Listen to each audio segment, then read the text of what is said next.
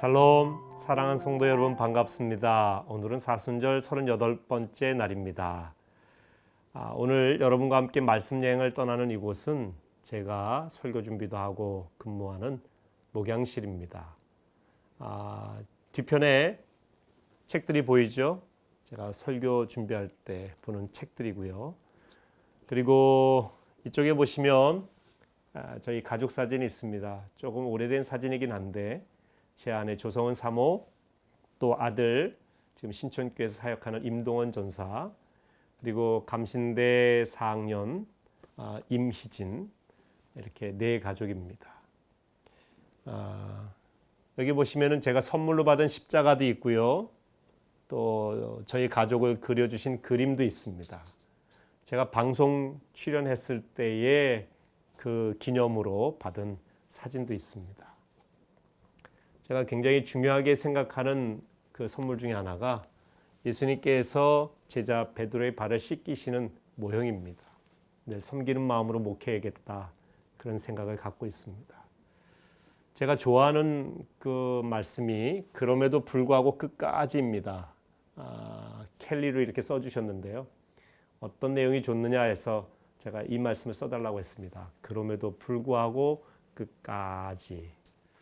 여러분들도 우리 주님 그럼에도 불구하고 끝까지 따라가시기를 바랍니다. 오늘 여러분과 함께 나눌 말씀은 마태복음 28장 1절에서 10절 말씀입니다. 함께 읽도록 하겠습니다. 안식일이 다 지나고 안식 후 첫날이 되려는 새벽에 막달라 마리아와 다른 마리아가 무덤을 보려고 갔더니 큰 지진이 나며 주의 천사가 하늘로부터 내려와 돌을 굴려내고 그 위에 앉았는데 그 형상이 번개 같고 그 옷은 눈같이 희거늘 지키던 자들이 그를 무서워하여 떨며 죽은 사람과 같이 되었더라. 천사가 여자들에게 말하여 이르되 너희는 무서워하지 말라. 십자가에 못 박히신 예수를 너희가 찾는 줄을 내가 아노라. 그가 여기 계시지 않고 그가 말씀하시던 대로 살아나셨느니라. 와서 그가 누우셨던 곳을 보라. 또 빨리 가서 그의 제자들에게 이르되 그가 죽은 자 가운데서 살아나셨고 너희보다 먼저 갈릴리로 가시나니 거기서 너희가 배우리라 하라. 보라, 내가 너희에게 일렀느니라 하거늘 그 여자들이 무서움과 큰 기쁨으로 빨리 무덤을 떠나 제자들에게 알리려고 다름질할세 예수께서 그들을 만나 이르시되 평안하냐 하시거늘 여자들이 나아가 그 발을 붙잡고 경배하니 이에 예수께서 이르시되 무서워하지 말라. 가서 내 형제들에게 갈릴리로 가라 하라. 거기서 나를 보리라 하시니라. 오늘 말씀의 제목은 예수께서 부활하시다입니다. 예수님께서 마지막으로 보내셨던 그 한 주를 고난주간이라고 하죠. 그 고난주간 중에 마지막 날 토요일을 침묵의 날, 고통의 날이라고 합니다. 예수님이 부활하시기 바로 그 전날 예수님 무엇을 하셨을까요? 예수님의 숙제자인 이 사도 베드로는 이렇게 얘기합니다. 베드로전서 3장 18절과 19절입니다. 그리스도께서도 단번에 죄를 위하여 죽으사 의인으로서 불의한 자를 대신하셨으니 이는 우리를 하나님 앞으로 인도하려 하심이라. 육체로는 죽임을 당하시고 영으로는 살리심을 받으셨으니 그가 또한 영으로 가서 옥에 있는 영들에게 선포하시니라.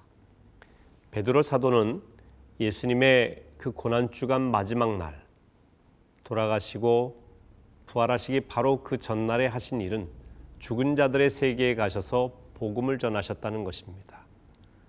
여기서 옥이라는 표현이 나오는데 감옥을 말하는데요. 천주교에서는 이 옥을 연옥으로 표현하기도 합니다. 하지만 개신교는 연옥교리를 인정하지 않습니다. 일반적으로 예수님께서 죽은 자들의 세계에 내려가 복음을 전하셨다, 이렇게 해석을 합니다. 우리에게는 침묵의 날이자 어둠의 날이었지만 그때도 우리 주님께서는 어둠의 세계에 가셔서 복음을 전하신 것입니다. 동시에 세상은 새로운 아침이 밝아오고 있었습니다.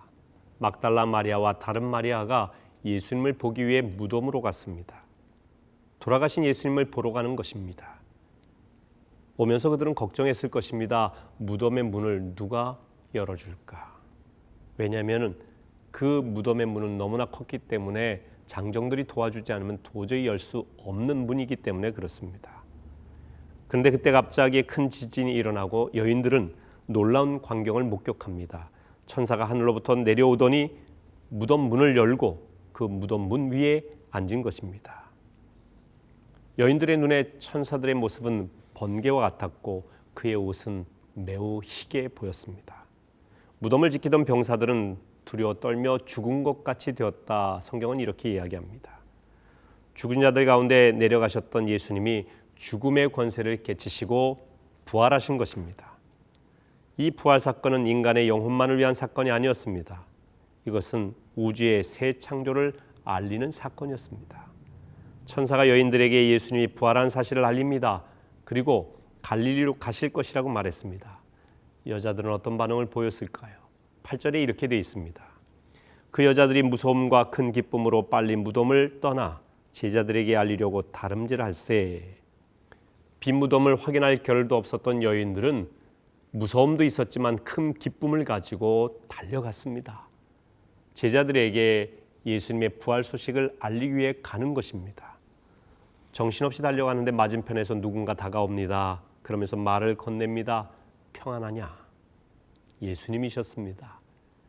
그런데 평안하냐라고 질문하신 것 같지만 원어에는 카이레떼라는 표현을 씁니다. 너희들은 기뻐하라라고 명령하시는 말씀입니다. 예수님께서 카이레떼라고 들려주신 음성이 얼마나 부드러웠을까요? 여인들은 그 음성을 듣자마자 예수님인 것을 알아차렸습니다. 엎드려서 예수님의 발을 붙잡고 경배합니다. 그때 예수님은 여인들을 위로합니다. 무서워하지 말라. 늘 그러셨듯이 예수님께서는 우리의 마음을 먼저 위로하십니다. 그리고 형제들에게 갈릴리에 가라는 이야기를 전하라고 하셨습니다. 예수님의 부활은 분명한 사실입니다. 이론이 아닙니다. 그저 우리의 신앙 고백에 불과한 것이 아니라 실제 일어난 사건입니다. 빈 무덤 이야기는 사복음서에 모두 기록되어 있는데 같은 사건을 다루고 있지만 조금씩 다릅니다. 만약 조작된 것이라면 좀 더 세심하게 다듬어서 일관성 있게 만들었겠죠. 기억이 조금씩 엇갈리고 다소 상충될지라도 초대교회는 증인들의 진술을 그대로 기록했습니다. 수정하거나 편집하지 않았습니다. 게다가 그 증인을 여인들로 내세운 것은 굉장히 위험한 일이기도 합니다. 당시 유대 사회에서는 여인들의 증언을 법적으로 받아들이지 않습니다. 법적으로 받아들이지 않는 여인들의 증언까지 실었다는 것은 그만큼 성경이 솔직하다, 정직하다고 하는 이야기입니다. 부활이라는 사건 자체가 가진 영향력을 생각하면 이러한 차이점이 생기는 것도 무리가 아닙니다. 누구도 겪어보지 못한 사건 아니겠습니까? 이해하기도 어렵고 충격적인 사건이죠. 마치 동일한 교통사고를 경험했지만 목격한 두 사람이 서로 진술하는 것이 다른 것과 같습니다. 큰 사고를 당하면 사건 자체에 대한 기억은 같지만 구체적이고 세부적인 디테일한 면에서는 서로 다르게 진술하는 것을 볼 수가 있습니다. 그 기억에 따라서 보는 관점에 따라 다른 것입니다. 그래서 성경의 복음서마다 조금씩 다르게 기록된 이유가 그것입니다. 당시 사람들은 헬라 철학의 영향으로 영혼 불멸 사상을 갖고 있었습니다. 만약 무덤이 비어 있다는 사실이 발견되지 않았다고 한다면 사람들은 예수님의 부활을 그저 영혼 불멸 사상 그 차원에서 영혼이 귀환한 것이다 라고 하는 정도로 생각했을 것입니다.